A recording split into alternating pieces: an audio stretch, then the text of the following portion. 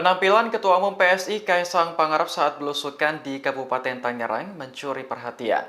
Pasalnya, Kaisang mengenakan rompi bertuliskan Putra Mulyono.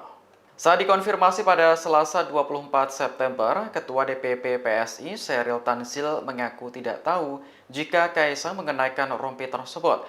Ia mengatakan Kaisang tiba-tiba memakai rompi bertuliskan Putra Mulyono saat belusukan. Adapun rompi yang dimaksud berwarna hitam dengan tulisan Putra Mulyono berwarna pink di bagian punggungnya, serta siluet seseorang yang menyerupai Presiden Joko Widodo.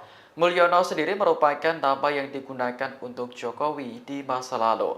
Saat belusukan di Tangerang pada Selasa siang, Kaisang adalah satu-satunya orang yang mengenakan rompi Putra Mulyono. Sedangkan para elit PSI yang mendampinginya mengenakan rompi Circle K berwarna merah yang menjadi ciri khas PSI. Saat ditanya mengenai alasan dibalik pemakaian rompi tersebut, Kaisang menolak untuk memberikan komentar. Ia lebih fokus berinteraksi dengan warga yang rumahnya hampir roboh karena angin kencang. Download Tribun X sekarang, menghadirkan lokal menjadi Indonesia.